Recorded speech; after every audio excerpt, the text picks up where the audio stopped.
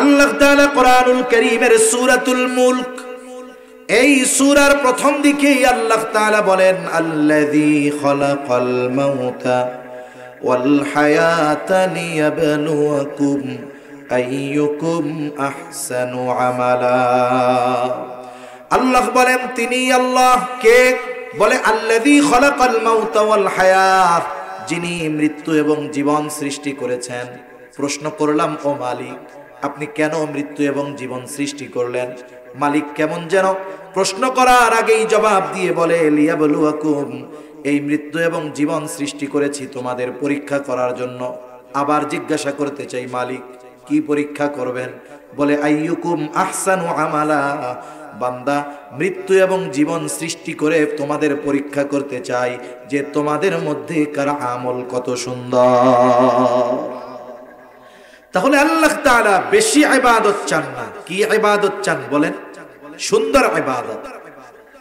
মনে করেন আমি আপনাদের মসজিদে নামাজে দাঁড়াইলাম, মসজিদ ভরা মুসল্লি, হুজুর নামাজে দাঁড়াইছে, হুজুরের দিকে সকলে তাকায় আছে, হুজুর কেমনে নামাজ পড়ে। আমিও মনে মনে চিন্তা করতেছি, আরে আমি নামাজ পড়ি, সব মানুষ তো দেখতেছে, তাইলে নামাজটা আর একটু সুন্দর করে পড়তে হবে। এখন আমি এই ক্ষেত্রে সুন্দর কেমনে বানাবো? আমি সুন্দরভাবে দাঁড়াবো, ধীর স্থিরতার সাথে রুকু করব, রুকু থেকে আবার স্থিরতার সাথে দাঁড়াবো, এরপরে সেজদায় যাব, সুন্দর একাগ্রতার সাথে সেজদা করব, দুই সেজদার মাঝখানে আবার সুন্দরভাবে বসবো। এভাবে ধীর স্থিরতার সাথে একাগ্রতার সাথে নামাজটা শেষ করলাম। এইবার মানুষজন বলা বলি করতেছে, দেখ হুজুর কত সুন্দরভাবে নামাজ পড়লো, কিন্তু আমার অন্তরে ছিল মানুষ দেখতেছে, এই জন্য সুন্দরভাবে করার দরকার। এই ইবাদতটাকে আপনারা আমরা সুন্দর বলতে পারি, কিন্তু আল্লাহ তাআলার কাছে আল্লাহর কসম এই ইবাদতের কোনো সৌন্দর্য নাই। وبارك وسلم تسليما كثيرا كثيرا أما بعد فأعوذ بالله من الشيطان الرجيم بسم الله الرحمن الرحيم من عمل صالحا من ذكر أو أنثى وهو مؤمن فلنحيينه حياة طيبة ولنجزينهم أجرهم بأحسن ما كانوا يعملون. وقال رسول الله صلى الله عليه وسلم أخلص دينك يكفيك العمل القليل، أو كما قال النبي صلى الله عليه وسلم صدق الله العلي العظيم وصدق رسوله النبي الكريم ونحن على ذلك من الشاهدين والشاكرين والحمد لله رب العالمين. سبحانك لا علم لنا إلا ما علمتنا إنك أنت العليم الحكيم. اللهم صل على محمد وعلى آل محمد كما صليت على إبراهيم وعلى آل إبراهيم إنك حميد مجيد. اللهم بارك على محمد وعلى آل محمد كما باركت على إبراهيم وعلى آل إبراهيم إنك حميد مجيد. मोहम्मद ने आकर कुफर को मिटाया,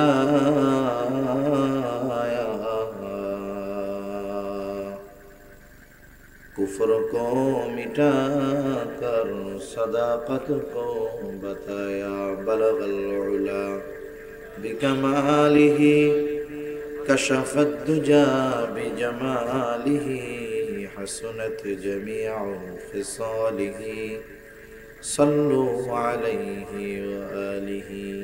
ला इलाहा इल्लल्लाह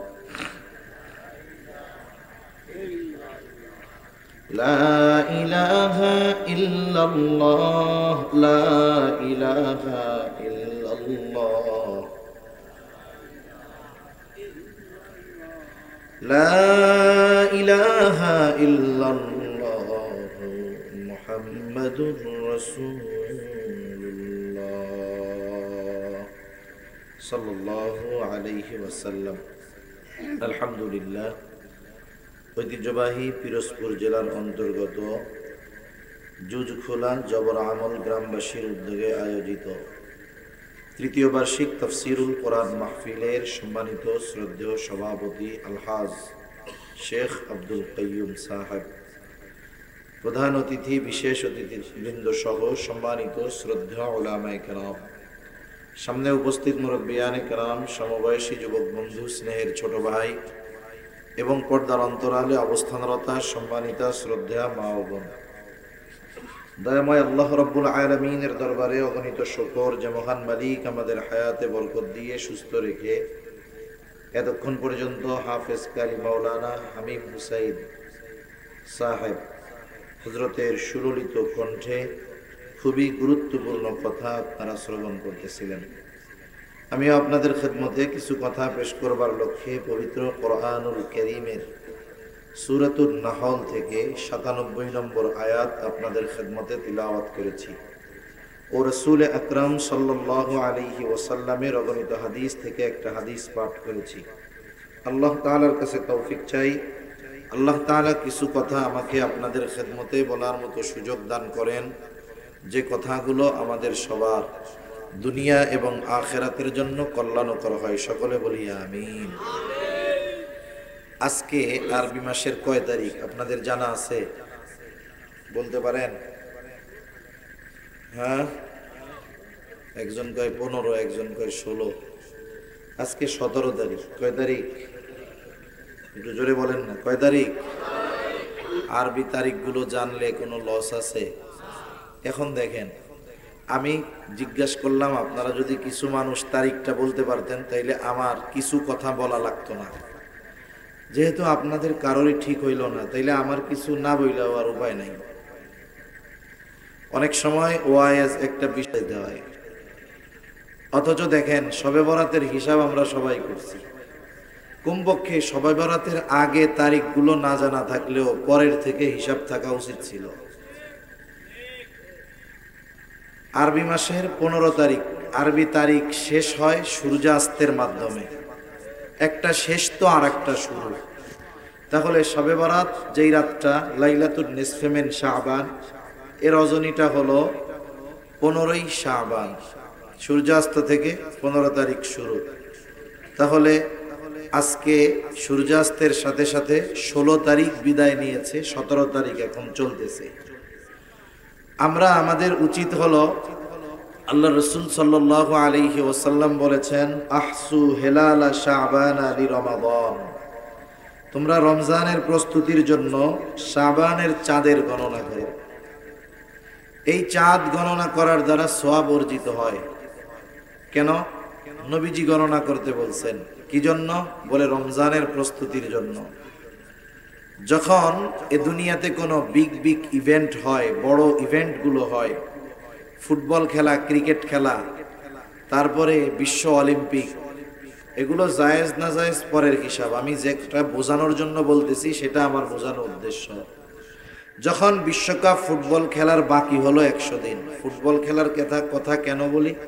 কারণ ফুটবল খেলার সময় যখন গোল হয়, বুড়া মানুষটাও যুবকের চাইতে জোরে লাফ দিয়ে 3 হাত উপরে উঠে যায়। আর এখন ওই বড় বড় পর্দায় দেখানোর ব্যবস্থা করে, আরো মজা লাগে, মনে হয় মাঠের মধ্যে বসেই খেলা দেখতেছি। এই ধরনের বিগ ইভেন্টগুলো যখন হয়, পত্রিকাগুলোর মধ্যে বিশেষ ফিচার, বিশেষ প্রস্তুতি থাকে, প্রতিবেদন থাকে। এগুলোর মধ্যে একটা কাজ, ডে কাউন্টিং শুরু হয়, দিন গণনা শুরু হয়।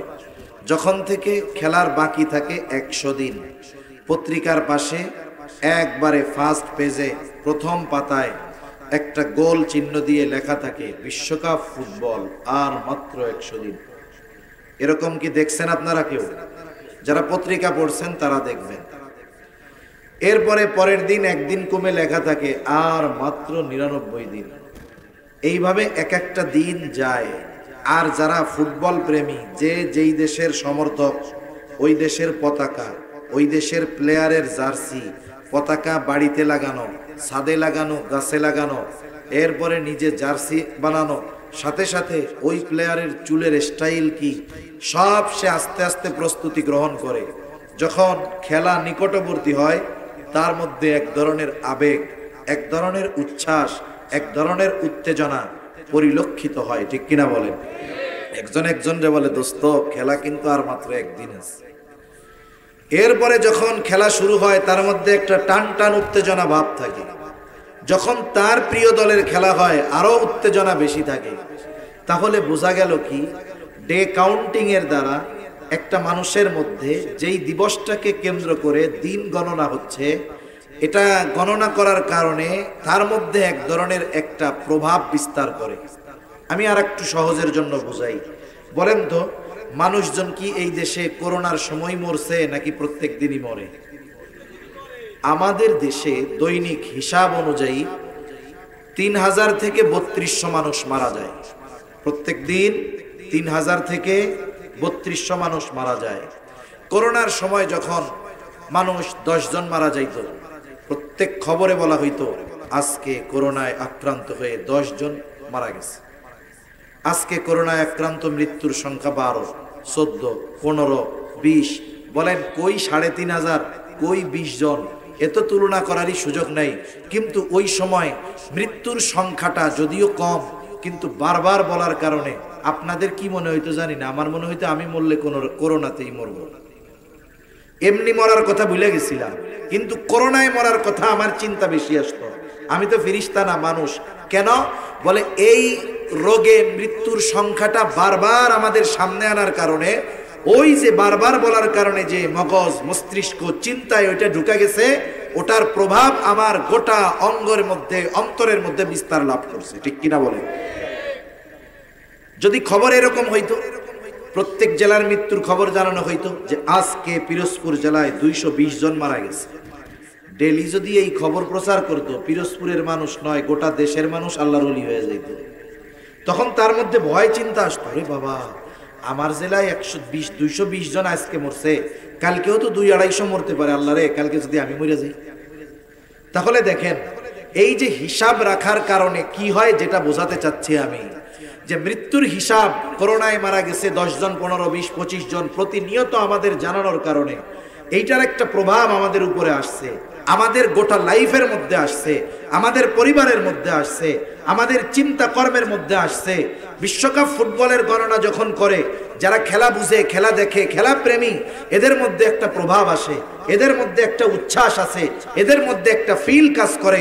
অনুরূপভাবে যারা রমজানকে ইবাদতের মৌসুম হিসাবে কাজে লাগাতে চায়, তারা যখন প্রত্যেকটা দিন গণনা করবে, আর আছে 13 দিন, আর আছে 12 দিন, আর আছে 11 দিন, এই যে হিসাবটা রাখবে, রমজানের ফজিলতের আশা করবে, এই হিসাব রাখার কারণে তার মধ্যে এক আলাদা আগ্রহ, উদ্দীপনা, ইচ্ছা জাগ্রত হবে। ঠিক কিনা বলেন? এজন্য নবীজি বলছেন, তোমরা রমজানের প্রস্তুতি গ্রহণের জন্য শাবানের চাঁদের গণনা করো। আমার বিশ্বাস প্রত্যেক মসজিদের খতিব সাহেবরা এই হাদিসগুলো বলছে, কারণ শাবানের ফজিলতের হাদিসগুলোর মধ্যে এটা অন্যতম একটা ফজিলত সম্পন্ন হাদিস। অথচ আমরা কত বেখবর, আমরা কত গাফেল, আমরা কত উদাসীন যে এতগুলো মানুষ আমরা একটা সঠিক উত্তর দিতে পারলাম না। এটা আমাদের জন্য মুসলিম হিসাবে লজ্জার, আমাদের জন্য মুসলমান হিসাবে এটা লজ্জার। সেজন্য কেউ যদি আরবি তারিখ ইংরেজি তারিখ না জানে, বাংলা তারিখ না জানে, তার সগীরা গুনাহ হবে না? সগীরা গুনাহ হবে? হবে না তো। কিন্তু আরবি তারিখ যদি না জানে, এক এলাকার সবাই যদি বেখবর হয়, তাহলে তো গুনাহগার হয়ে যেত।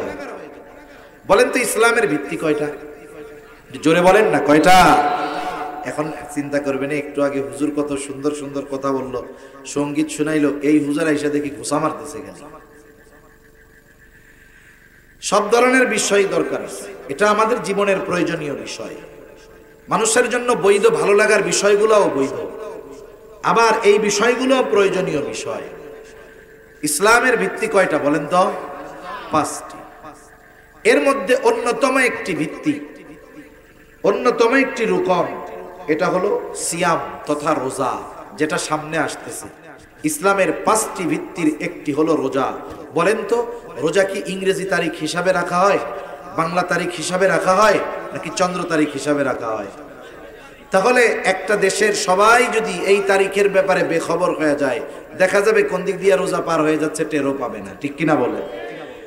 আবার ইসলামের অন্যতম গুরুত্বপূর্ণ একটি ইবাদত হজ, যার উপরে ফরজ হয়েছে হজ করা তার জন্য ফরজ। এটা ইসলামের অন্যতম একটি বুনিয়াদ, ভিত্তিমূলক ইবাদত। এখন বলেন তো, এই হজ কি আরবি ইংরেজি অথবা বাংলা তারিখ অনুযায়ী হয়, নাকি চন্দ্র তারিখ হিসাবে হয়? এরপরে অন্যতম আরেকটি ভিত্তি হলো যাকাত। যাকাত এটাও ইংরেজি তারিখ হিসাবে হবে না। একটা মানুষ যাকাত প্রদান করবে প্রতি বছর, তার সম্পদের অতিরিক্ত মাসলা মাসাইল যা আছে, যা ঋণ নাই, এরপরে অতিরিক্ত তার কাছে যদি সাহেবে মাল হয়, আর অতিরিক্ত তার কাছে যদি যাকাত দেওয়ার পরিমাণ সম্পদ থাকে, তাহলে ওই সম্পদের শতকরা 2.5% যাকাত দিতে হবে বছরে। বলে কোন বছরের হিসাবে? চন্দ্র বছরের হিসাবে। তাহলে ইসলামের ভিত্তিমূলক 5টি বিষয়ের 3টি সরাসরি সম্পৃক্ত চন্দ্র তারিখের সাথে। আরো অনেক বিষয় আছে, আমি মূলগুলো বললাম। এখন বলেন, যেখানে আমার ইবাদত এই তারিখের সাথে সম্পৃক্ত, সেখানে আমি আপনি এই তারিখের ব্যাপারে বেখবর যদি থাকি, তাহলে এটা আমাদের জন্য কখনোই ভালো হবে না। এখন কি করা যায়? পদ্ধতি তো একটা বের করতে হবে, যেন আমাদের এই তারিখগুলো ছুটে না যায়। এজন্য উচিত প্রত্যেকটা মসজিদে নামাজের সময়ের একটা সূচি আছে না নাই? আছে না? ওই সূচির মধ্যে অনেক জায়গায় ইংরেজি তারিখ দেখি, অনেক জায়গায় সময় টময় সব দেওয়া থাকে। আমাদের উচিত যখন ওগুলো বানাবো, কিনবো, আরবি তারিখ সহ এখন পাওয়া যায়, ওইগুলা কিনবো। যদি না থাকে কি করব? একটা বোর্ড বানাবো সাদা, কত টাকার খরচ হবে? একটু ইমাম সাহেব যারা আছে কষ্ট করে লিখবে এত হিজরি, 1 বছর আর মুছাও লাগবে না, না মুছলে লেখাও লাগবে না। এরপরে লিখবে মাস শাবান, 1 মাসের মধ্যে এটার পরিবর্তন করা লাগবে না। এবার নিচে বড় করে লিখবে আজকে 17 তারিখ। এই কাজটা ইমাম সাহেব শুধু করবে তা না, যখন কন্টিনিউ এটার হিসাব থাকবে, মুসল্লি মাগরিবের নামাজ পড়তে মসজিদে গেছে, লেখা 16 তারিখ, আস্তে কেটে কলম থাকবে, চক থাকবে, লিখে দিবে 17 তারিখ। এটা যদি সামনে থাকে, তাহলে কমপক্ষে মুসল্লি যারা নামাজ পড়ে 5 ওয়াক্ত, ওরা দেখতে পাবে যে অমুক মাস, অমুক সন, আরবি অমুক তারিখ। আর জুমার দিন গেলে তারাও সপ্তাহে 1 দিন দেখতে পারবে। এখন বলেন, এটা যদি হয়, কমপক্ষে সমাজের কিছু মানুষ তো আরবি তারিখের ব্যাপারে জানা থাকবে, ঠিক কিনা বলেন? যদি একেবারেই কেউ না জানে, অনেক উলামায়ে কেরাম বলেন, তাহলে সকলের গুনাহগার হইতে হবে। এজন্য এই বিষয়টা করা যাবে না ইনশাআল্লাহ। আল্লাহ তৌফিক দান করেন। এখন এই যে রোজার মাস আসতেছে, এটা হলো আমলের মৌসুম। একজন কৃষক সুন্দর মতো 2 মাস 2.5 মাস যখন জমির পেছনে মেহনত করে, আল্লাহ তাআলা যদি কোনো মুসিবত না দেয়, বিপদ আপদ না দেয়, তাহলে আশা করা যায় এই ফসল ঘরে উঠবার পরে বাকি 9 মাস 10 মাস 11 মাস তথা ফসল ওঠার আগ পর্যন্ত বাকি সময়টা সে তার খরচ এই ফসলের মাধ্যমে নির্বাহ করতে পারে, ঠিক কিনা বলেন? তাহলে কে পারবে? বলে চাষের মৌসুমে যে যথাযথভাবে যত্ন সহকারে চাষাবাদ করেছে সে, অন্য কেউ না। রমজান হলো মুমিনের আমলের মৌসুম। এই সময়টা যদি আমরা যথাযথভাবে কাজে লাগাতে পারি, তাহলে এর প্রভাব বাকি 11 মাস আমাদের মধ্যে আশা করা যায় পাওয়া যাবে। এজন্য আমি আপনাদের খেদমতে আমলের বিষয়ে কিছু কথা বলবো, শুনতে কষ্ট হবে না তো ইনশাআল্লাহ? আমি যেই কথাগুলো আপনাদের খেদমতে বলবো, বলার ইচ্ছা পোষণ করেছি, মূলত ইবাদত করলাম, ইবাদতগুলো যদি আল্লাহর কাছে গ্রহণযোগ্য না হয়, কবুল না হয়, তাহলে এই যে পরিশ্রম, এই যে কষ্ট, এই যে রাত্র জাগা, এগুলো আমার সব বেহুদা হয়ে যাবে। ঠিক কিনা বলেন? এজন্য ইবাদত কবুলের জন্য কিছু শর্ত আছে। ওই শর্তগুলো ঠিক রেখে যখন কোনো বান্দা ইবাদত করে, তার ইবাদত ছোট হলেও ওই ইবাদত আল্লাহ তাআলার কাছে গ্রহণযোগ্য এবং কবুল হয়। সুবহানাল্লাহ। আল্লাহ তাআলা বলেন, মান আমিলা সালিহাম মিন যাকারিন আও উনসা ওয়া হুয়া মুমিন ফালানুহয়িয়ান্নাহু হায়াতান তাইয়্যিবাহ ওয়া লানাজজিয়ান্নাহুম আজরাহুম বিআহসানি মা কানু ইয়ামালুন।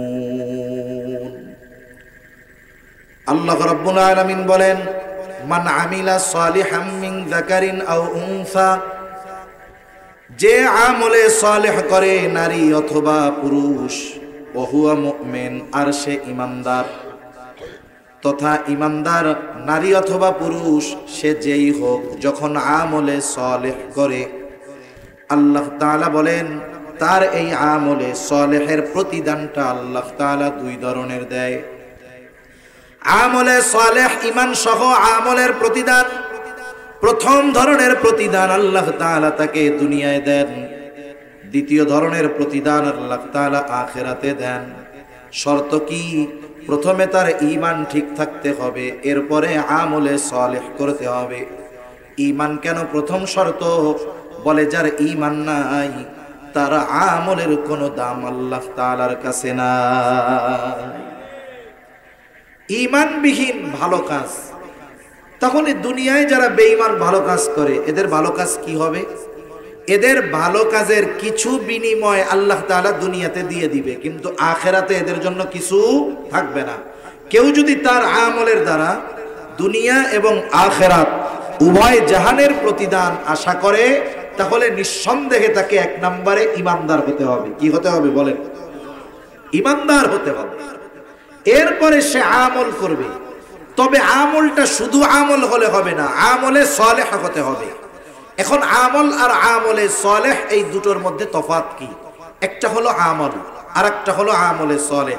আমরা মসজিদে গিয়ে নামাজ পড়তেছি, সবাই আমল করতেছে, কিন্তু বলেন তো সবার নামাজ যদি কবুল না হয়, তাহলে সবারটা আমলে সালেহ হবে না। নামাজ সবাই পড়ছে, আমল করছে, তবে আমলে সালেহ কারটা? বলে যার আমলটা আল্লাহর কাছে কবুল হলো এরটা আমলে সালেহ, যারটা কবুল হয় নাই এরটা আমল হয়েছে ঠিক, কিন্তু এই আমল আল্লাহ তাআলার কাছে কোনো দাম নাই। আবার আমলের বিনিময়ের ক্ষেত্রে, প্রতিদানের ক্ষেত্রে আল্লাহ তাআলা কখনো কম বেশি করেন নাই। সৃষ্টিগতভাবে নারী পুরুষ আমলের প্রতিদান সকলেই সমান পাবে, সমতার বিধান আল্লাহ তাআলা রাখছেন। কয়েকটা বিষয়ের পার্থক্য শুধু নারী পুরুষের মধ্যে। এক নাম্বার, অন্যতম বড় পার্থক্য হলো সৃষ্টিগত পার্থক্য। কারণ নারীকে আল্লাহ তাআলা স্পেশাল কিছু বৈশিষ্ট্য দিয়ে সৃষ্টি করেছেন, যেগুলো আল্লাহ পুরুষকে দেন নাই। পুরুষকে আল্লাহ তাআলা এমন কিছু বৈশিষ্ট্য দিয়ে সৃষ্টি করেছেন যেগুলো আল্লাহ নারীকে দেন নাই। এই জন্য পুরুষ যদি কখনো মনে মনে চিন্তা করে আমি নারী, কিয়ামত পর্যন্ত হবে না। কোন নারী যদি মনে মনে চিন্তা করে আমি মনে হয় পুরুষ, কিয়ামত পর্যন্ত হবে না। সে যদি তার দেহের কোনো অবয়ব আকৃতি সার্জিক্যালের মাধ্যমে, অপারেশনের মাধ্যমে পরিবর্তন করে, নারী যদি পুরুষ হওয়ার জন্য, পুরুষ সাজার জন্য তার দেহর গঠনকে পরিবর্তন করে, ইসলাম বলে সে যতই পরিবর্তন করুক না কেন, সৃষ্টিগতভাবে নারীর বৈশিষ্ট্য নিয়ে যেহেতু সে জন্মগ্রহণ করেছে, সে যতই নিজেকে পরিবর্তন করার চেষ্টা করুক না কেন, শরীয়ত তাকে অবশ্যই নারী বলেই অভিহিত করবে। এজন্য আমাদের সমাজে একটা ফিতনার আগমন ঘটতেছে। এটা ইউরোপ আমেরিকাতে সহজে প্রতিষ্ঠিত হইতে পারে নাই, কিন্তু আফসোস কি জানেন, আমাদের বাংলাদেশে এটা অল্প দিনের মধ্যেই আমাদের মুসলমানদের পাঠ্যপুস্তকের মধ্যে ইনক্লুড করে ফেলছে। অথচ এই ট্রান্সজেন্ডার যে ইস্যুটা, এটা শুধু ইসলাম আর মুসলমানদের সাথে সাংঘর্ষিক তা না, বরং এই বিষয়টা পৃথিবীর সব ধর্মের সাথে সাংঘর্ষিক। সাথে সাথে এটা মানবতা বিরোধী, মানব সভ্যতাকে এ দুনিয়া থেকে নিশ্চিহ্ন করে দেওয়ার এক অপচেষ্টা, ঠিক কিনা বলেন? এটা কত জঘন্য এক অপরাধ, আমি ওইদিকে যাব না। তারপরেও যেহেতু জেহেনে আসলো, কথা আসলো, আপনাদের বলে দিলাম যে সৃষ্টিগতভাবে আল্লাহ তাআলা যাকে যেভাবে সৃষ্টি করেছেন সে সেটার হুকুমই হবে। তবে আর একটা প্রশ্ন, তাইলে আমাদের সমাজে যারা হিজড়া আছে, হিজড়া কারা? হিজড়া আর ট্রান্সজেন্ডার এক নয়, কথাটা বলার দরকার। হিজড়াকে বলে যে লোকটা, যে মানুষটা নারী পুরুষ উভয়ের বৈশিষ্ট্য নিয়ে জন্মগ্রহণ করে, মানে তার মধ্যে নারীরও কিছু বৈশিষ্ট্য, পুরুষেরও কিছু বৈশিষ্ট্য আছে। চিকিৎসা বিজ্ঞান বলে যে এটা একটা রোগ। এটা কি বলেন? রোগ। কোনো বাচ্চা যদি ছোটকালে এরকম আলামত দেখা যায়, সমাজের মানুষ লজ্জায় মানুষের কাছে কিভাবে মুখ দেখাবে এই জন্য কিছুই করে না, ও ওইভাবে বেড়ে উঠে। এক সময় ওর সাথে সমাজের সাথে ম্যাচিং হয় না, ও আলাদা এক পরিবেশে চলে যায়। আমাদের সমাজ থেকে ওদেরকে আমরা আলাদা করে দেই, কিন্তু এদের ব্যাপারে শরীয়তের সুস্পষ্ট দিক নির্দেশনা আছে। এখন আসেন, যেই মানুষটা উভয় আলামত নিয়ে, উভয় বৈশিষ্ট্য নিয়ে জন্মগ্রহণ করবে, সে কি করবে? তার ব্যাপারে হুকুম কি? এক নাম্বার, তার চিকিৎসা করার সুযোগ আছে। ছোট থাকতে চিকিৎসা করলে এটা সহজ যে নারীর বৈশিষ্ট্য বেশি, পুরুষের বৈশিষ্ট্য কম। অপারেশন করে দেহ থেকে পুরুষের বৈশিষ্ট্যগুলো বের করে দেওয়া হলো, এইবার সে সুস্থ একজন নারীর মতো জীবন ধারণ করতে পারবে, এ সুযোগ তার আছে। পুরুষের বৈশিষ্ট্য বেশি, সে তার দেহ থেকে নারীর বৈশিষ্ট্যগুলো অপারেশন করে বের করে সে পূর্ণাঙ্গ পুরুষে পরিণত হবে। এটা কিন্তু ট্রান্সজেন্ডার না, মানে এটা পরিবর্তন করছে তা না, তার মধ্যে দুইটাই ছিল, যেটা বেশি আছে সেটাকে রেখে কোনটা সে সার্জারি করে ফেলে দিয়েছে, এটার অনুমতি আছে, কারণ এটা তার রোগ। এটা তার কি বলেন? রোগ।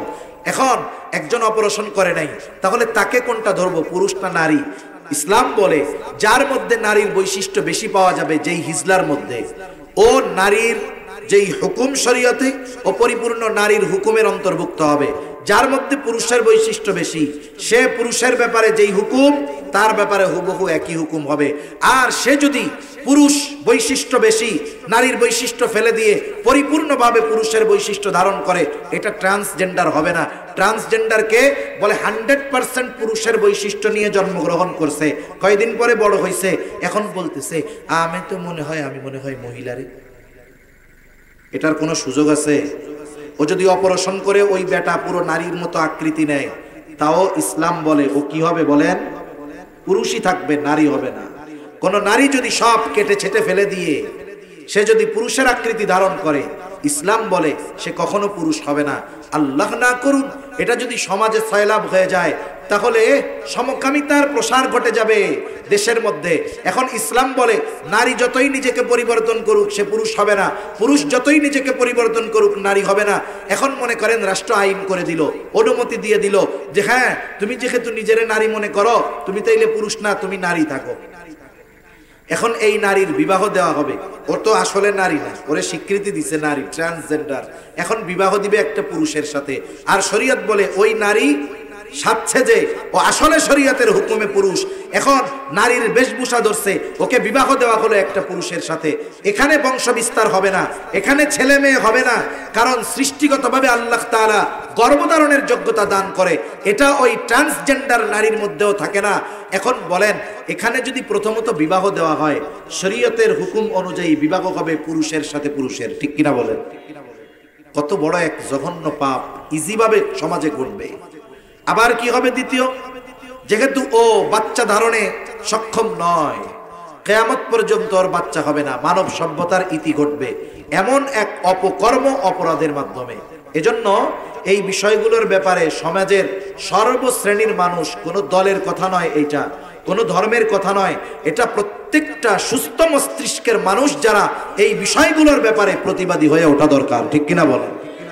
আমরা ওলামায়ে কেরাম শুধু বলি, সাধারণ মানুষও বোঝে না, এগুলো তাদের প্রতিবাদ করার দরকার। উচিত ছিল যেই পুরুষটা নিজেরে মনে মনে নারী মনে করে, ওর তো অসুস্থতা আছে, ওকে পাবনা পাঠাইয়া ট্রিটমেন্ট করার দরকার ছিল। বরং কি হইল, ওই পাগল দাবি করতেছে যে আমি পুরুষ না, আসলে আমি নারী, আর একদল মানুষ চাচ্ছে ওর এই দাবিকে স্বীকৃতি দিয়ে দেওয়া হোক। তাহলে কি হইল? আমার তো অনেক কিছু মন চায়, যা মন চায়, আমাকে কি আপনারা তাই বলে মেনে নিবেন নাকি? মানব সভ্যতা কোথায় যাচ্ছে?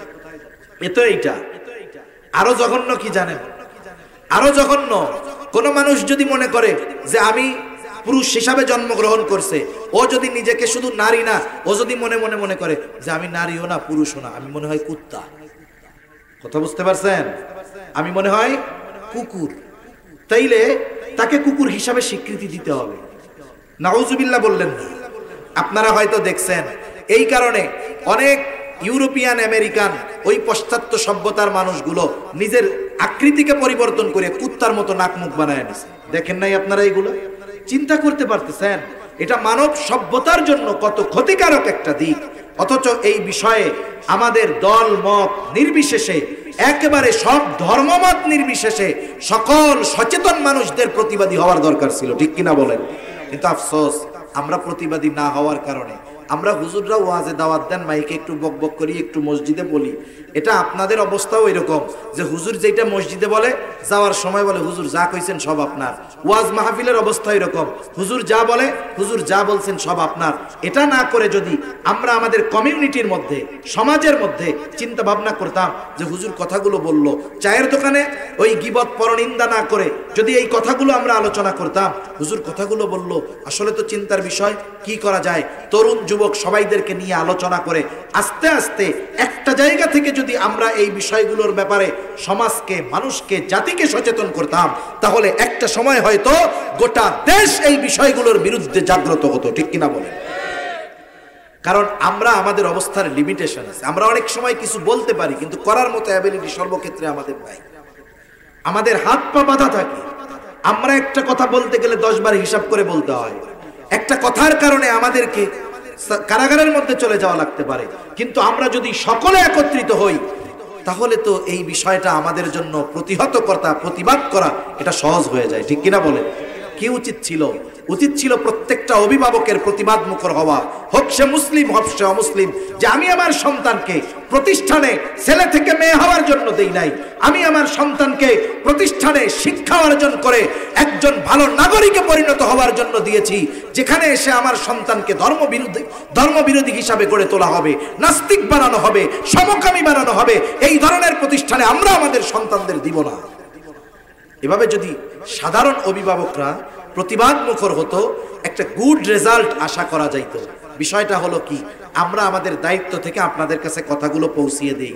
কমপক্ষে দুনিয়ার কথা বাদ দেন, আল্লাহ তাআলার কাছে জবাবদিহিতার চিন্তা করে কথাগুলো বলি, যে আল্লাহ যদি ধরে কিয়ামতের দিন বলতে পারবো আল্লাহ মাইকের সামনে বলার তৌফিক দিয়েছিলেন, মানুষজন ইনভাইট করে নিয়ে আদর করে মহব্বত করে হাদিয়া দিয়ে কথা বলার সুযোগ করে দিয়েছিল, তাদের প্রতি কৃতজ্ঞ আমরা। কারণ এই দায়িত্বটা মূলত আমাদের ছিল। উচিত ছিল যে আমরা নিজেরা টাকা পয়সা ব্যয় করে আয়োজন করে আপনাদের দাওয়াত দিব, আসেন কিছু দিনই কথা বলি। এই যে আপনারা গ্রামবাসী, যুব সমাজ দেখলাম, যুবক ভাই অনেকে আছে, এরা যে আগ্রহ করে আয়োজন করে দাওয়াত দিয়ে খাওয়াইয়া হাদিয়া দিয়া আমাদের ডেকে এনে কথা বলার সুযোগ করে দিচ্ছেন, এই কারণেই তো আমরা তাদের উপরে সর্বোচ্চ বড় কৃতজ্ঞ। সাথে সাথে আল্লাহ তাআলার কাছে যেন ধরা না খাই, এই জন্য এই কথাগুলো বলি যে আল্লাহ আমরা বলছিলাম কিন্তু তারা মানে নাই, আমরা আমাদের দায় সারলাম, আর এই দায় সারার জন্য যারা ব্যবস্থা করে দিছে তাদেরও কৃতজ্ঞতা। সেজন্য ভাই একটু সচেতন হওয়ার দরকার। আমি কোন কথা থেকে গেলাম? যে আল্লাহ তাআলা নারী এবং পুরুষকে সৃষ্টিগতভাবে একটা পার্থক্য করে সৃষ্টি করেছেন। দ্বিতীয়, শরীয়তের ভেতরে আরেকটা পার্থক্য আমরা দেখতে পাই যে ওয়ারিসি সম্পদ বন্টনের ক্ষেত্রে আমরা দেখি নারীর দ্বিগুণ দেওয়া হয় পুরুষকে, নারীর দ্বিগুণ পুরুষকে দেওয়া হয়। 2 কন্যাকে যা দেওয়া হয় একটা ছেলেকে তাই দেওয়া হয়। এই বিষয়টাকে সামনে রেখে যারা ইসলাম বিদ্বেষী তারা বলতে চায় ইসলাম নারীদের উপরে জুলুম করেছে। নাউজুবিল্লাহ বলে। একটা উদাহরণ দেই, বুঝতে সহজ হবে। মনে করেন একজনের বেতন 50,000 টাকা। কত টাকা? 50,000। আর একজনের বেতন 25,000 টাকা। তার মানে 25,000-এর দ্বিগুণ 50,000। কিন্তু যে 50,000 পায় তার খরচ কোনো মাসে 50, কোনো মাসে তার চাইতে বেশি হয়, ঋণ কইরাও খরচ চালানো লাগে। আর যার 25,000 তার মাস শেষে খরচ হয় 15,000, 10,000 তার ডাইনে থাকে। আপনি বলেন তো, যদিও পরিমাণ 50,000 বেশি, 25,000 কম, মাস শেষে লাভবান কে? 25,000 ওয়ালা লাভবান। কেন? বলে তাকে যা দেওয়া হয়েছে সে যা পায় ওই পরিমাণ খরচ তার নাই। 50,000 টাকারে যা দেওয়া হয় যেই পরিমাণ পায় পরিমাণ বেশি, তবে খরচটাও তার বেশি। বলেন তো, একটা নারী যখন সে বাবার ঘরে থাকে, এর পরে স্বামীর ঘরে যায়, স্বামীর ঘর থেকে আবার যখন স্বামী মারা যায় সন্তানের কাছে থাকে, বলেন তো তার 1-2 টাকা খরচ আছে নাকি? জোরে বলেন, খরচ আছে? ইসলাম কি বলে? কথায় কথা যেহেতু আসলো, ইসলাম কি বলে? একটা বাবার ঘরে যখন একটা কন্যা সন্তান জন্ম নেয়, ওই কন্যা সন্তানের যতদিন না বিবাহ হবে, বিবাহ 18 বছরে হোক, 20 বছরে হোক, 22 বছরে হোক, 25 বছরে হোক, 30 বছর হয়ে গেছে, এখনো বিবাহ হয় নাই, ইসলাম বলে ওই মেয়ে যতদিন বিবাহ না হবে, বাবার ঘরে যতদিন আছে, ওই বাবা ওই মেয়ের খরচ চালাতে বাধ্য। কি বলেন? জোরে বলেন, বাধ্য। আওয়াজ করে বলেন, কি?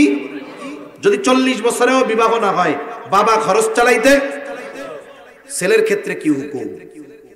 একজনের একটা ছেলে হইছে, ছেলের বয়স যখন বালেগ হয়ে গেছে, যখন ছেলে, এখন ছেলেরা বালেগ হয় কত দিনে জানেননি আপনারা? কয় বছরে বালেগ হয়? হ্যাঁ, কত?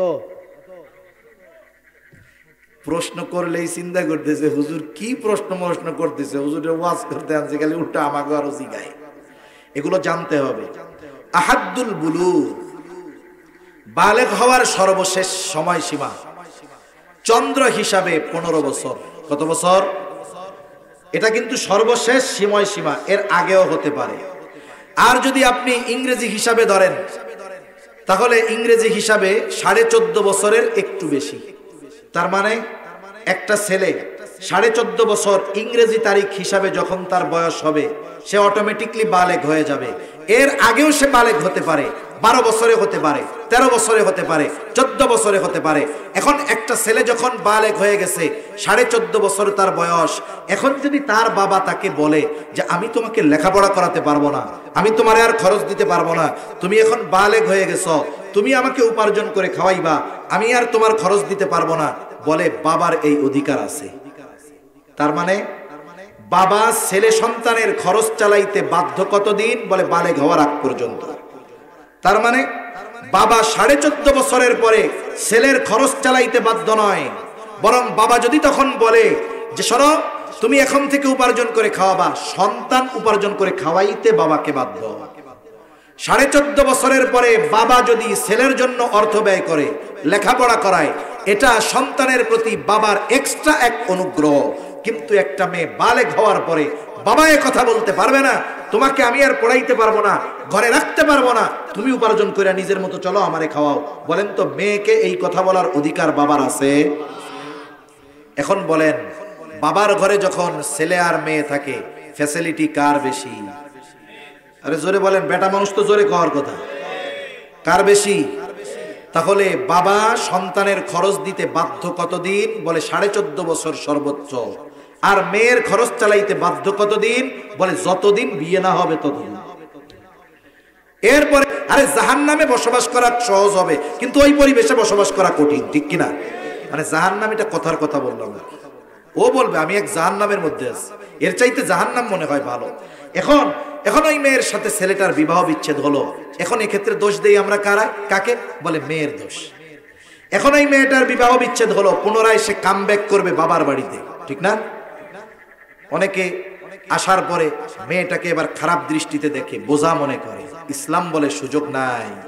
ওই মেয়ের যতদিন আবার বিবাহ না হবে ততদিন পর্যন্ত তার সব খরচ চালাতে ওই বাবা বাধ্য। সুবহানাল্লাহ বলেন। তাহলে বলেন, আমরা দৃশ্যমান দেখি যে নারীদেরকে কম দেওয়া হয়েছে, কিন্তু দেওয়া হয়েছে কম, কিন্তু তারা আছে লাভবান, কারণ যা দেওয়া হয়েছে তার খরচ নাই। পুরুষরে যা দেওয়া হয়েছে তাতেও চলে না, উল্টা আরো ঋণ করে চলা লাগে, ঠিক কিনা বলেন?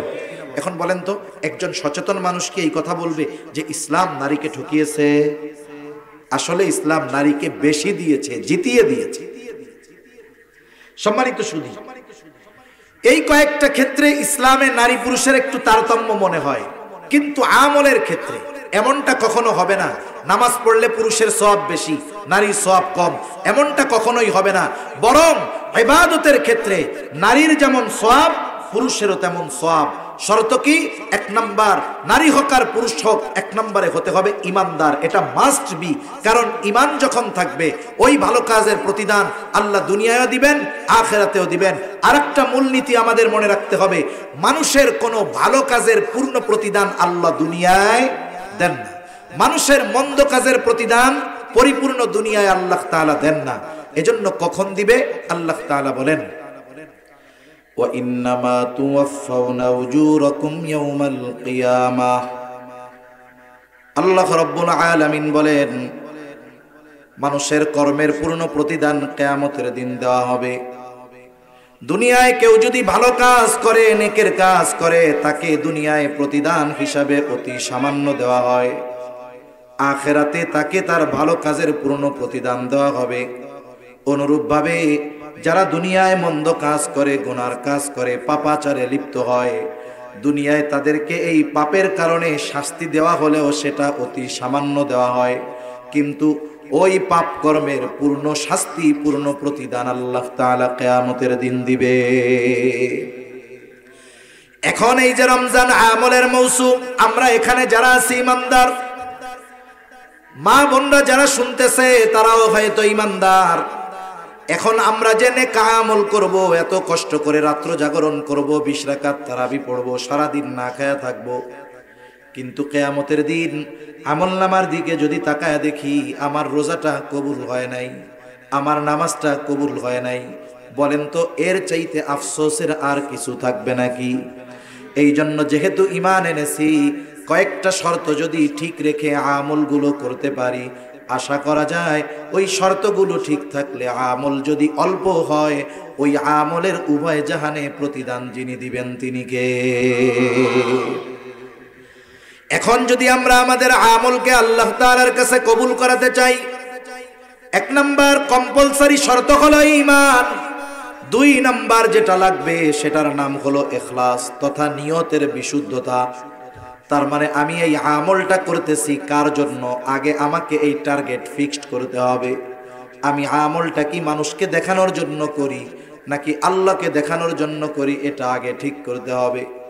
ঠিক করতে হবে আমার এই আমলটা আল্লাহর জন্য, এই বিষয়টা অন্তর দিয়ে অনুধাবন করতে হবে। আমার অন্তরে কথার স্বীকৃতি দিবে যে আমি আমার এই আমলটা একনিষ্ঠভাবে আল্লাহর জন্য করতেছি। এটাকে বলা হয় ইখলাস, নিয়তের বিশুদ্ধতা। এজন্য নবীজিও বলেন, আখলিস দীনাকা ইয়াকফিকাল আমালুল কলিল। তোমার নিয়ত খাঁটি করো, তোমার নিয়তকে পরিশুদ্ধ করো, অল্প আমল নাজাতের জন্য যথেষ্ট হয়ে যাবে। কারণ ইবাদতের সৌন্দর্যতা নির্ভর করে ইখলাসের উপরে। আমরা তো সুন্দর বলতে বুঝি যেটা দেখার পর আমাদের চোখ তৃপ্তি পায়, সেটাকে আমরা সুন্দর বলি। যেমন আমরা যদি আফ্রিকার একজন লোক আমাদের সামনে আসে, আফ্রিকার মানুষ কত কালো, আমাদের সামনে যদি আসে, বলেন তো দেখার পরে আমাদের চোখ তৃপ্ত হবে নাকি? আমরা বলবো দেখ কি কালার কালারে, আমার বাড়ির কড়ইটা এর চাইতে সাদা আছে, ঠিক না? এটা দেখার পরে আমাদের তৃপ্তি পাবে না অন্তর। সেজন্য আমাদের সংজ্ঞায় সুন্দর হলো এইটা, যেটা দেখার পরে আমার মন ভালো হয়, চোখ তৃপ্তি পায়, অন্তর তৃপ্ত হয়। কিন্তু আল্লাহ তাআলার সংজ্ঞায় সৌন্দর্যের সংজ্ঞা ভিন্ন। আল্লাহ তাআলার সংজ্ঞায় সৌন্দর্য হলো সেইটা যার অন্তর সুন্দর, তার সবকিছুই সুন্দর। এই জন্য নবীজিও বলেন, ইন্নাল্লাহা লা ইয়ানজুরু ইলা সুওয়ারিকুম ওয়ালাকিন ইয়ানজুরু ইলা কুলুবিকুম। আল্লাহর নবী বলেন, নিশ্চয়ই আল্লাহ তাআলা কারো সূরত দেখেন না। আল্লাহ তাআলা দেখেন না কে কোন বংশের, আল্লাহ তাআলা দেখেন না কার চেহারা কত সুন্দর, বরং আল্লাহ তাআলা দেখেন কার অন্তর কেমন।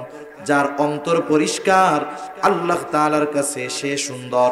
এই জন্য ইবাদত যদি আল্লাহর কাছে সুন্দর হিসাবে, আল্লাহর কাছে যদি এটাকে সুন্দর হিসাবে তুলে ধরতে হয়, মানুষ সুন্দর বললে হবে না, বরং আমার ওই ইবাদতের মধ্যে পূর্ণ ইখলাস দরকার। আল্লাহ তাআলা কিন্তু সুন্দর ইবাদত চায়, বেশি ইবাদত চায় না।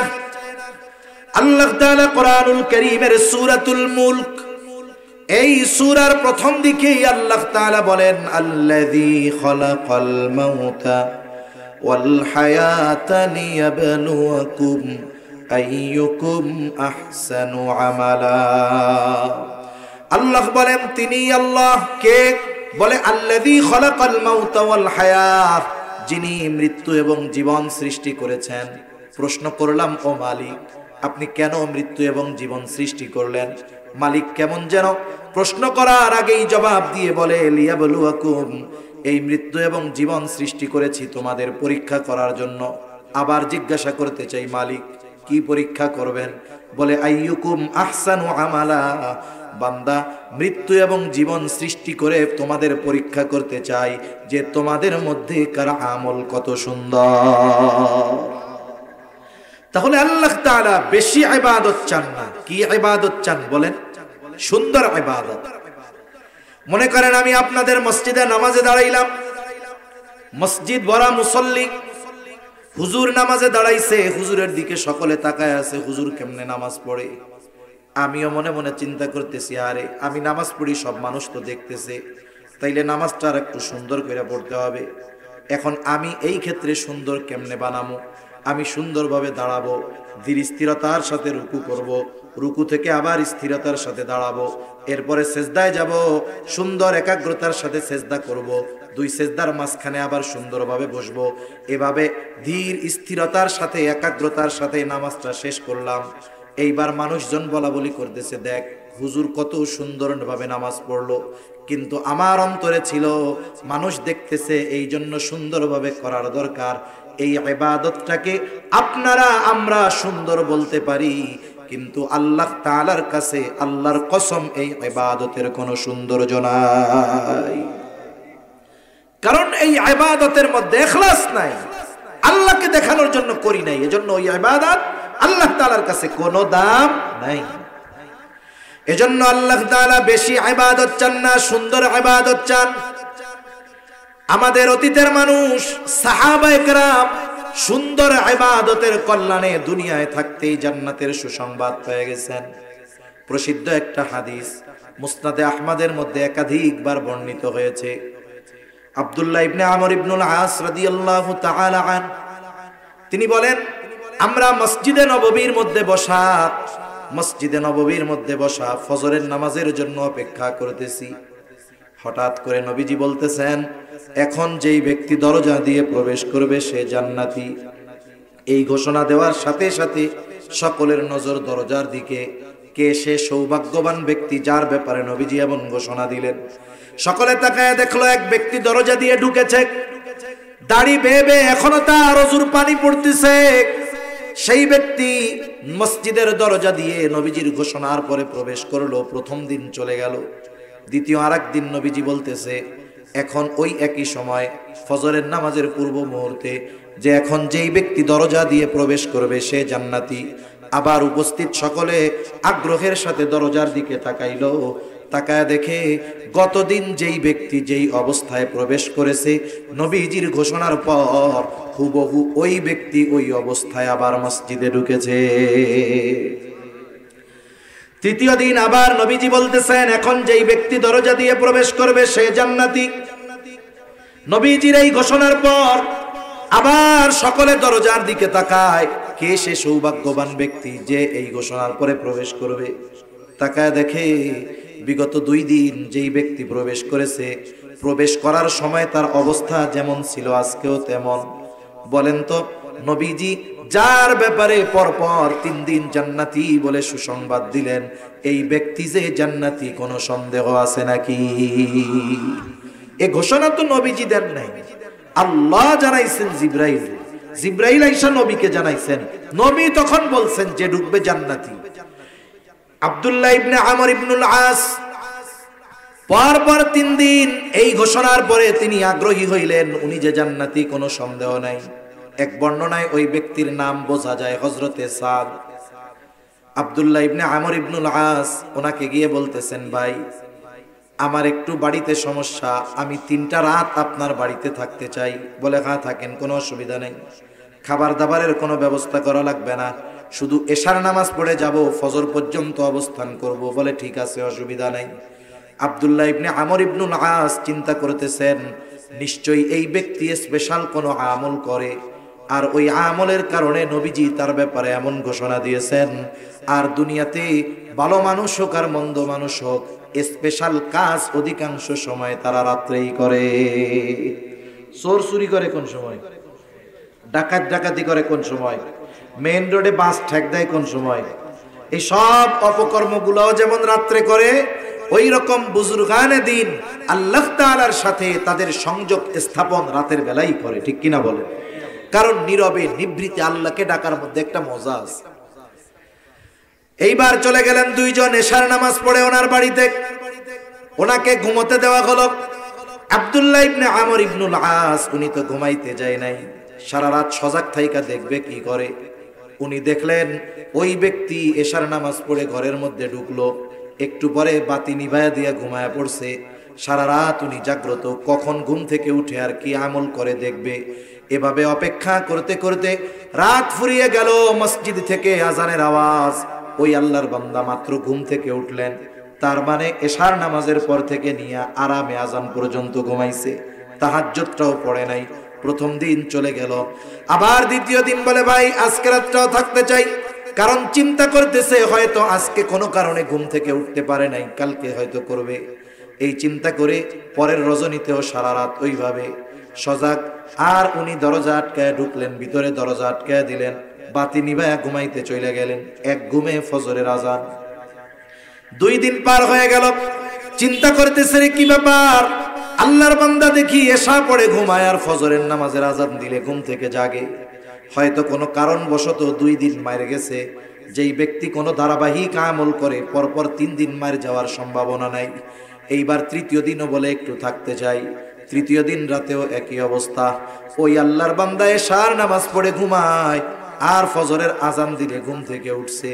এইবার আর নিজের কৌতূহল চাপায় রাখতে পারে না, বলতেছে বাইরে পরপর 3 দিন তোমার বাড়িতে থাকার কারণ এমনটা নয় যে আমার বাড়িতে থাকার জায়গা নাই।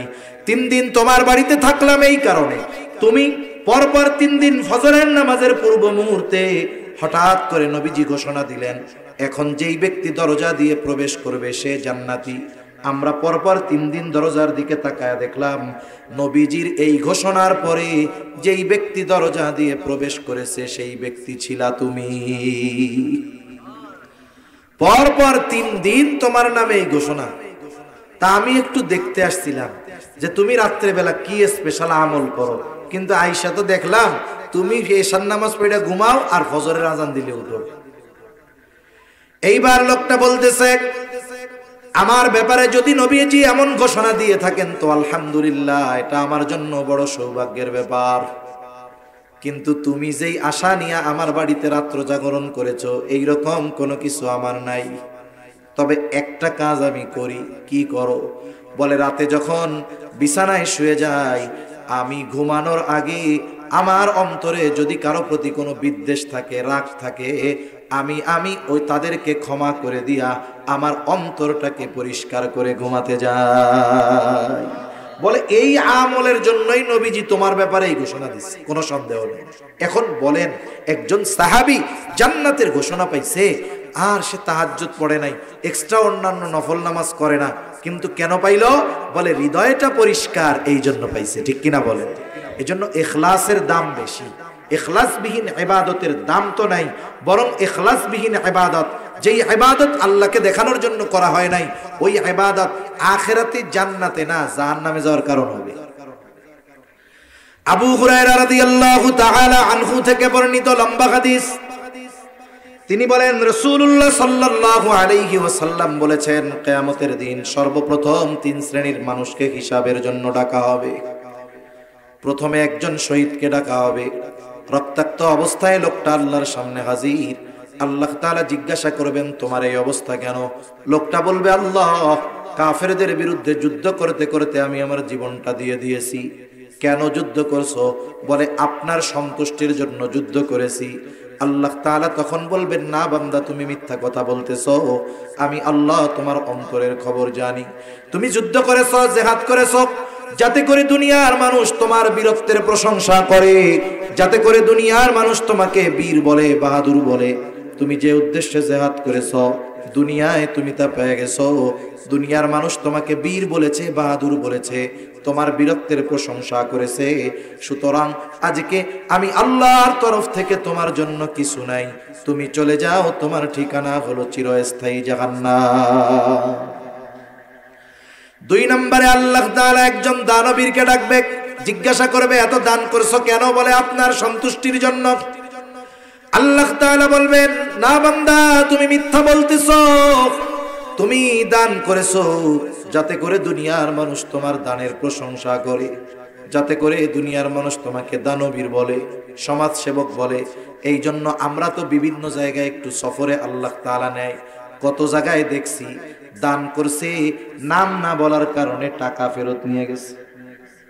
বলে দিছে এই 50,000 দিলাম, ভালো মতো নামটা বড় মজলিসে কইয়া দিয়েন। এখন বলতে মনে নাই, কেন কয় নাই, পরে এসে টাকা ফেরত নিয়ে গেছে। নাম কও নাই কেন, টাকা দাও। এই গত বছরে খবর দেখলাম, একজন মেম্বার ক্যান্ডিডেট মেম্বারিতে দাঁড়াবে, মানুষও বুঝে যে কোন জায়গায় অল্প দিলে কাজে লাগে বেশি। এইবার মসজিদে ফ্যান দিছে, এক মসজিদে ফ্যান নাই, ফ্যান কিনা দিছে। দুর্ভাগ্যবশত ওই এলাকার লোকজন তারা ঠিক মতো ভোট দেয় নাই, এখন মেম্বার হইতে পারে নাই। এরপরে এসে মসজিদ থেকে ফ্যানগুলো খুলে নিয়ে চলে গেছে। চিন্তা করেন এই সমাজে কোন মানের দানবীর আছে। আল্লাহ তাআলা বলবেন, দান করেছো, দুনিয়ার মানুষ যেন দানবীর বলে, প্রশংসা করে। এই জন্য দুনিয়ায় তো তুমি এগুলো পেয়ে গেছো, দুনিয়ার মানুষ তোমাকে দানবীর বলেছে, সমাজ সেবক বলছে। আমি আল্লাহর তরফ থেকে তোমার জন্য কিছু নাই, তুমি চলে যাও, তোমার ঠিকানা হলো জাহান্নাম। 3 নাম্বার, আল্লাহ তাআলা একজন কারি সাহেবকে ডাকবে, একজন আলেমকে ডাকবে, জিজ্ঞাসা করা হবে কেন কোরআন শিখছো, কেন ইলম অর্জন করেছো? লোকটা বলবে, আল্লাহ আপনার সন্তুষ্টির জন্য ইলম অর্জন করেছি, কোরআন শিখেছি। আল্লাহ তাআলা বলবে, না বান্দা, না না, তুমি মিথ্যা বলতেছো। তুমি কোরআন শিখেছো যাতে করে মানুষ তোমার তিলাওয়াত শুনে তোমার প্রশংসা করে। তুমি আলেম হয়েছো যাতে করে দুনিয়ার মানুষ তোমার ইলমের প্রশংসা করে, তোমাকে আলেম বলে, হাফেজ বলে, মুফতি বলে, মুহাদ্দিস বলে, শাইখুল হাদিস বলে, বড় ওয়াইজ বলে, বক্তা বলে। তোমার ওয়াজের যেন মানুষ প্রশংসা করে, এই উদ্দেশ্যে তুমি ইলম অর্জন করেছো। বান্দা, তুমি তো দুনিয়ায় সবকিছু পায়াই গেছো। দুনিয়ার মানুষ তোমার ওয়াজের প্রশংসা করছে, দুনিয়ার মানুষ তোমাকে আলেম বলছে, দুনিয়ার মানুষ তোমাকে হাফেজ বলছে, দুনিয়ার মানুষ তোমার কেরাত শুনে বাহবা দিয়েছে। সুতরাং আজকে আমি আল্লাহর তরফ থেকে তোমার জন্য কিছু নাই, তুমি চলে যাও, তোমার ঠিকানা হলো চিরস্থায়ী জাহান্নাম। একটু চিন্তা করে দেখেন, একটা মানুষ দ্বীনের জন্য জীবন দিয়ে দিয়েছে, এটা কিন্তু যেন তেন ব্যাপার নয়, অথচ এই কর্মটা আল্লাহর সন্তুষ্টির জন্য না হওয়ার কারণে এটা তো কবুল হলোই না, উল্টা জাহান্নামে যাওয়ার। 1 নাম্বার, উপার্জন করতে হবে হালাল। নবীজি হালাল উপার্জনকারীর এই উপার্জন কর্মকে ইবাদত বলে অভিহিত করেছেন। শর্ত হলো হালাল উপার্জনের নিয়তে হালাল কর্ম, কর্মটাও হালাল হতে হবে। একজন পরিশ্রম করে কিন্তু এমন এক হোটেলে যে জায়গায় মদ দিতে হয়, সে পরিশ্রম করে, কষ্ট করে, কিন্তু মানুষকে খাওয়ায়, মদ গ্লাসে নিয়ে দেয়, এর কর্ম কি বলেন? হারাম। এর কর্ম কি? আর ও লানত প্রাপ্ত। কেন? 10 শ্রেণীর মানুষ, এদের উপরে আল্লাহ তাআলা লানত করেছেন, মদের সাথে সম্পৃক্ত। এর মধ্যে একজন মদ পরিবেশনকারী, সে কিন্তু সুদ ঘুষ খায় না, পরিশ্রম করে, কিন্তু খাওয়াই মানুষকে কি নিয়ে দেয়? ওয়েটার, মদ নিয়ে দেয়। হবে না। কর্ম হালাল, উপার্জনটা হালাল, কর্ম হালাল হতে হবে হালাল উপার্জনের নিয়তে। অনেকের কর্ম হালাল কিন্তু উপার্জন হারাম। কথা বুঝেন নাই? কর্মটা কি আছে? হালাল আছে, কিন্তু ওই জায়গায় সিস্টেমে তল দিয়ে কিছু নেওয়ার অভ্যাস আছে। ওর কর্ম যতই হালাল হোক, উপার্জন কি হইছে? তাহলে কর্ম হালাল হতে হবে, কর্মের মাধ্যমে উপার্জিত টাকাটাও কি হতে হবে? হালাল হতে হবে। যদি এই 2 শর্ত ঠিক থাকে, নবীজি বলেন, কাসবুল হালালি ফারিদাতুম বাদাল ফারিদা, ফরজ ইবাদতের পরে অন্যতম ফরজ ইবাদত হলো হালাল উপার্জন করা। এই জন্য এক ব্যক্তি যদি 5 ওয়াক্ত নামাজ যথাযথভাবে আদায় করে, ওয়াজিব সুন্নাতে মুআক্কাদা ঠিক রাখে, এই ব্যক্তি এখন যদি হালাল উপার্জনের নিয়তে হালাল কর্ম করে, কর্মটা তার ভ্যান চালানো হোক, রিক্সা চালা হোক, অন্যর জমিনে কাজ করা হোক, অথবা অন্যর জমিতে কামলা দেওয়া হোক, অথবা ভ্যান চালানো হোক, মাছ মারা হোক, যা হয় হোক, হালাল উপার্জনের নিয়তে যখন হালাল কর্ম করবে, তার ওই কর্মটাও তার আমলনামায় ইবাদত বলে যোগ হয়ে যাবে। কত সুযোগ আমাদের জন্য, শুধু আমরা বুঝি না। এরপরে সাথে সাথে ওই কষ্টার্জিত সম্পদ টাকা দিয়ে হালাল খাবার কিনবে। সমাজে অনেক মানুষ আছে হালাল খাবারের ব্যাপারে সচেষ্ট, কিন্তু উপার্জন যা পায় গাপুস গুপুস করে খায়। কবিতা পড়ছি না আমরা, এই বইটাই তো বড় হয়েছি। একটা যদি পাই অমনি দইরে ঘপুস গুপুস খাই। ওই কিছু আছে চাকরি টাকরি পাইছে, সরকারি চাকরি, এমন ভাবে খায় ঘাপুস গুপুস করে খায়, ডাইন বাম দেখে না, ধুমসে খায়। এখন পকেটের মধ্যে গরম টাকা, আবার এটারে ওরা কিন্তু ঘুষ মনে করে না, এটারে ওরা অনেক ক্ষেত্রে আমাদের জন্য গিফট মনে করে খায়। কোনো সুযোগ নাই। আমি সরকারিটার উদাহরণ দিই।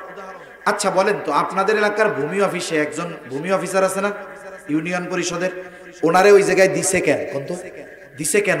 এই ইউনিয়নের কারো যদি জমি জাতি নিয়ে সমস্যা হয়, কাগজ টাগজ প্রয়োজন হয়, ওইখানে যাবে, ওই লোকটা সব ব্যবস্থা করবে, মানে আমাকে আপনাকে সেবা দিবে। এর বদৌলতে গভর্নমেন্ট তাকে মাসে মাসে বেতন দিবে। বেতন কোত্থেকে দেয়? আপনি জমির খাজনা দেন, প্রত্যেকটা জিনিস কিনতে গেলে ট্যাক্স দেন, তার মানে আপনার টাকা দিয়েই তাকে বেতন দেওয়া হয় আপনার আমাকে সেবা দেওয়ার জন্য, ঠিক কিনা বলুন? তার মানে ওর কাজ আমাদের কি দেওয়া? সেবা দেওয়া। ওর কাছ থেকে সেবা পাওয়া, এটা আমাদের হক। কি বলেন? হক। বলেন কি হক? হক বুঝেন কি জিনিস? এখন ওর কাছে আমরা সেবা পাবো, এটা আমাদের হক। ও বিনিময় চাইতে পারবে না, কারণ বেতন তো ওরে দেওয়া হবে, আমাদের টাকা থেকেই তাকে দেওয়া হবে। এখন আপনি গেছেন কাগজ খুঁজতে, যাইয়া দেখবেন খালি আলমারি খুঁজি, পাবেই না।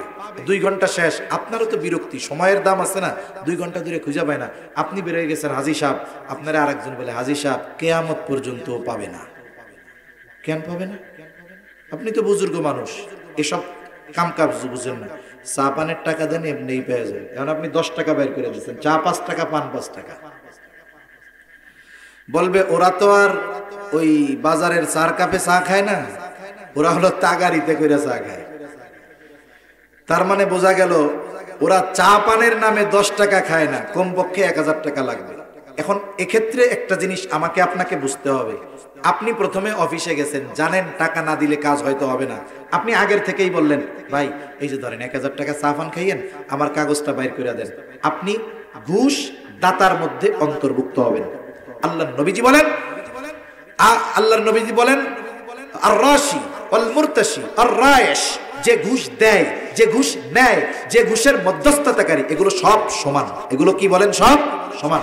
আপনি গিয়ে তাকে অফার কখনো করবেন না যে 500 টাকা দিলাম, চাপান খেয়ে কাজটা করে দাও। সে তো আপনার কাজ করে দিতে বাধ্য, কারণ এটা আপনার হক, ঠিক কিনা বলেন? কিন্তু সে আপনার হক আদায় করতেছে না, আপনার প্রয়োজন, টাকা না দিলে সে করবেও না। এক্ষেত্রে আপনি মাজলুম, আপনি এখন বাধ্য হইয়া দিলেন। এটা আপনি বাধ্য হইছেন দিতে, আর একটা হলো আগে অফার করছেন, দুইটার মধ্যে তফাৎ আছে না নাই? এক্ষেত্রে আল্লাহর কাছে মাপ চাইতে হবে, আল্লাহ আমি তো তারা অফার করি নাই, আমি তো মাজলুম, না দিলে দিবে না, আর আমি ওই জায়গায় যে খুঁজে নেওয়ার অধিকারও আমার নাই। এখন বাধ্য হইয়া দিছে, আল্লাহ তুমি মাফ করে দিও, ওর সঠিক বিচার করো। এখন এই টাকাটা তো খায় চা পানের নামে, এই জন্য ওরা ওই ঘুষ রে কয় এটা চা পানের টাকা। কিসের টাকা? যতই চা পানের টাকা হোক, এটা তো ঘুষ, তো ঘুষ, ঠিক কিনা বলেন? পায়খানারে যদি হালুয়া বলে, ওটা কি হালুয়া হয়ে যাবে না? এটা তো ঘুষই আছে। পকেট ভরা গরম টাকা, চিন্তা করতেছে সবে বরাত চলে গেল, রোজার আগে নাতিপুতা সবাই আসবে, আমার মেয়েটা আসবে, জামাই আসবে, বাজারে যাওয়ার সময় দেখে বিশাল বড় এক গরু জবাই হয়েছে। এত বড় গরু, বড় গরুর গোস্ত তো খাইতে খুব মজা, নাতিপুতা মেয়েটা ছেলেটা গোস্ত খুব পছন্দ করে, গরুর গোস্ত না খাইলে তো মুসলমানই মনে হয় না আমার কাছে। এখন বাজারে যাইয়া আবার শুনছে যে হুজুরকে ওয়াজে শুনছি যে কোন প্রাণী যদি, হালাল প্রাণী যদি ইচ্ছা কইরা আল্লাহর নাম বাদ দিয়ে জবাই দেয়, ওইটা আর হালাল থাকে না। মক্কার থেকে দুম্বা আনছে, ইচ্ছা কইরা আল্লাহর নাম বাদ দিয়া বাবার নামে জবাই দিছে, বলেন তো মক্কার দুম্বা হইতে পারে, ওইটা কি হালাল থাকবে না হারাম হয়ে যাবে? নিঃসন্দেহে হারাম। এখন কসাইরে কানে কানে গিয়ে জিজ্ঞেস করে, এই এত বড় গরু জবাই দিলি কেমনে? জবাই দেওয়ার সময় কি আল্লাহর নাম মনে ছিল তোর? হ্যাঁ, কসাই তো খুব চালাক, ওগুলো চালাক হয়। বলে চাচা এত বলদ ভাইবেন না। কেন? কই শুনেন, নামাজ কালাম পড়ি না, এটা আমার গুনাহ, আল্লাহ তাআলা চাইলে মাফ করে দিতে পারে, কিন্তু আল্লাহর নাম বাদ দিয়া এই গোশতরে হারাম বানাইয়া আপনাকে যদি খাওয়াই, যতজন খাবে হারাম খাওয়ানোর গুনাহ হবে, এটা বান্দার হক, কিয়ামতে আল্লাহ মাফ করবে না। এজন্য ওই ভুল আমি করি না। নামাজ কালাম না পড়লে কি বিসমিল্লাহ কইতে বলি না আমি। তার মানে উনি যাচাই বাছাই করলো যে গরুর গোস্তটা হালাল আছে কিনা, কথা বোঝেন নাই? এইবার বলতেছে তাইলে তো গোস্ত খুব ভালো, দাঁত কেলাই দিয়া বাইর করিয়া কইতেছে গোস্ত তো তাইলে খুব ভালো, হালাল, টেনশন নাই, দেও আমারে 10 কেজি, রোজার মাসেও চলবে, রোজা রাখতেও সুবিধা হবে। এবার পকেট থেকে চা পানের টাকাটা বের করে দিচ্ছে। আমারে বলেন তো, এই যে চা পানের টাকা দিল, ওই টাকাটা হালাল না হারাম? আরো জোরে বলেন, হালাল না হারাম? এখন হারাম টাকা দিয়ে সে হালাল কিনছে, মাসালা কি হবে? বলে ওইটাও হারামের মতো, কারণ এটা তো চুরি করিয়া যদি আনতো চুরির গুনাহ হইতো, ডাকাতি করলে ডাকাতির গুনাহ হইতো। এই ঘুষখোরের গুনাহ হইছে দুইটা। কয়টা? একটা হলো ওর কাছ থেকে সেবা পাওয়া আমার হক ছিল, আদায় করে নাই, আমার হক নষ্ট করছে। দ্বিতীয়ত ওই সেবা দিতে গিয়া আমার হক আদায় করতে গিয়া উল্টা আমার কাছ থেকে টাকা খাইছে। অপরাধ কয় গুণ? জোরে বলেন কয় গুণ? এখন আমার এখন ঘুষখোর ভালো না চোর ভালো? আরে ঘুষখোর ভালো না ডাকাত ভালো? জোরে বলেন কে ভালো? ডাকাত ভালো। এগুলো এত খারাপ, এখন আর খারাপ করার দরকার নেই, তাহলে আমি আবার কোন সময় বুঝতে পারে যেতে ঠিক নেই। এখন গেল, এখন ও এটারে মনে করতেছে যে আমি হালাল গোস্ত কিনে নিলাম, কিন্তু বিষয়টা কি, এই উপার্জনটা তার ডাবল হারাম। এটা দিয়ে যতই হালাল জিনিস কিনুক না কেন, এটা হারামের মতো, ঠিক কিনা বলুন? এজন্য উপার্জনও হালাল দরকার, খাবারটাও হালাল দরকার। উপার্জন আর খাবার যদি হারাম হয় কত ক্ষতি, বলে বড় বড় অনেকগুলা ক্ষতি। 4টা ক্ষতি বলি, আলোচনা শেষ। 1 নাম্বার ক্ষতি, যারা হারাম খায় তাদের দোয়া আল্লাহ কবুল করেন না। এক ব্যক্তি দীর্ঘ সফর করে উস্কো খুস্কো অবস্থায় বাইতুল্লাহর সামনে আসছে। বাইতুল্লাহর সামনে এসে এমন বিনয়ের সাথে আল্লাহ তাআলার সাথে দোয়া করতেছে, বিনয়ের সাথে। ওই ব্যক্তির অবস্থা দেখে মানুষ মনে করতেছে এর দোয়া আল্লাহ ফিরাইয়া দিবেন না, কিন্তু ওই ব্যক্তির বাস্তব হালত আল্লাহ তাআলা নবীজিকে জানায়া দিলেন। নবীজি বলতেছে ওই ব্যক্তির দোয়া আল্লাহ কেমনে কবুল করবে? যার গায়ের পোশাকটা হারাম টাকার, আর যার দেহটা হারাম উপার্জনের খাবার দিয়ে গঠিত, এর দোয়া আল্লাহ কেমনে কবুল করবে? দোয়া কবুলের সময় আছে, স্থান আছে। ও যদি বাইতুল্লাহর ভিতরেও যাইতে পারে, মুলতাজিম ধরে যদি ঝুলেও থাকে, ওর দোয়া আল্লাহ কবুল করবে না, হারামখোর হওয়ার কারণে, ঠিক কিনা বলেন? হজ করে নামের আগে আলহাজ লাগানো যাবে, কিন্তু পাপ মোচন করানো যাবে না। 2 নাম্বার নবীজি বলেন, 2 নাম্বার ক্ষতি, লা ইয়াদখুলুল জান্নাতা জাসাদুন গুযিয়া বিল হারাম। হারাম ভক্ষণকারীর শরীর জান্নাতে প্রবেশ করবে না। 3 নাম্বার ক্ষতি, তার ইবাদত আল্লাহ তাআলা কবুল করবে না। আল্লাহ তাআলা কোরআনুল কারীমের মধ্যে বলেন, ইয়া আইয়ুহার রুসুলু কুলু মিনাত তাইয়্যিবাতি ওয়া'মালু সালিহা। আল্লাহ তাআলা সব রাসূলগণকে এক নির্দেশ দিয়েছেন, ও রাসূলগণ আপনারা পবিত্র খান আর আমলে সালেহ করেন। বুজুর্গানে দিন বলেন, এর দ্বারা উদ্দেশ্য এটা, যার খাবার পবিত্র নয়, যার খাবার হালাল নয়, তার আমল কখনো আমলে সালেহ হয় না, অর্থাৎ তার আমল কখনো আল্লাহর দরবারে কবুল হবে না। 4 নাম্বার বড় ক্ষতি, কেউ যদি হারামকে হালাল মনে করে তার ঈমান থাকবে না। এই সমাজে অনেক মানুষ আছে হারাম রে হারাম মনে করে না, হালাল মনে করে, আবার হারাম খায়, কয় আলহামদুলিল্লাহ। আছে না এমন লোক? বলেন, একজন চাকরি করে 25-30 হাজার টাকা বেতন পায়, ঘুষ টুস কিছুই খায় না, ওই সময় এই খরচ দিয়ে তার সংসার চালাইতে কষ্ট হয়ে যায়। এবার চাকরি শেষ, এইবার সে মসজিদ থেকে আর বাহিরই হয় না, খুব আনন্দেও আছে। ইমাম সাহেব জিজ্ঞাসা করে, চাচারে আগে চাকরি ছিল, টেনশনের শেষ ছিল না, এখন চাকরি নাই, টেনশনও নাই, সংসার চলে কেমনে? কয় আলহামদুলিল্লাহ, আগের চেয়ে আরো ভালো চলে। কেমনে চলে? কয় অমুকরে দিছি 1 কোটি দিয়ে রাখছি অমুক ব্যাংকে, মাসে মাসে 1 লাখ টাকা পাই, আলহামদুলিল্লাহ খুব ভালো চলতেছে। আগে চাকরি করে 25-30 হাজার পাইতাম, এখন বৈশা 1 লক্ষ টাকা পাই, আলহামদুলিল্লাহ। খাইতেছে কিসের টাকা? কোন সুদের টাকা না? সুদ কি? হারাম। কেউ যদি মদ খায়, কবিরা গুনাহ, কোনো সন্দেহ নাই, বড় জঘন্য গুনাহ। কারণ মদ পানকারী যখন মদ পান করে তার ঈমান থাকে না, ওই অবস্থায় মৃত্যুবরণ করলে ঈমানহীন হয়ে মরতে হবে তাকে। কিন্তু মদকে সে খায় ঠিক, কিন্তু হারাম মনে করে, বড় জঘন্য গুনাহ হবে। কিন্তু একজন যদি মদকে বৈধ মনে করে, তার ঈমান চলে যাবে। একজন যদি বিসমিল্লাহ বলে মদ খায়, ঈমান চলে যাবে। মদ খেয়ে যদি আলহামদুলিল্লাহ বলে, ঈমান চলে যাবে। তাহলে সুদ খাইয়া যদি আলহামদুলিল্লাহ কয়, ঈমান থাকবো? জোরে বলেন, থাকবে? থাকবে না। এজন্য সুদ এমন এক জঘন্য হারাম, এটা কখনো বৈধ হওয়ার সুযোগ নাই, জায়েজ হওয়ার সুযোগ নাই। সর্বশেষ একটা কথা বলে শেষ করে দেই। দেখেন, কিছু কিছু সময় কিছু কিছু হারাম হালাল হয়, কিছু কিছু হারাম জায়েজ হয়, আর কিছু কিছু হারাম এটা কখনোই জায়েজ হওয়ার সুযোগ নাই। এখন আবার কেমনে কইছে হুজুর এটা আবার হালাল, আবার হারাম আবার হালাল হয় কেমনে? আমি বলি হয়, একজন বিবাহ করছে এক লোকের মেয়েকে, যারা বিবাহ করছে তার একটা ছোট বোন আছে, এটা হলো শালি। বলেন তো এখন এই শালি বউয়ের বোন, এই বউ বেঁচে থাকা অবস্থায়, স্ত্রী বেঁচে থাকা অবস্থায়, তার সাথে স্বামী স্ত্রীর সম্পর্ক থাকা অবস্থায় শালিকে বিবাহ করা হালাল না হারাম? জোরে বলেন কি? হারাম। এখন এই স্ত্রী মারা গেছে, এখন বলেন তো শালিকে বিবাহ করা কি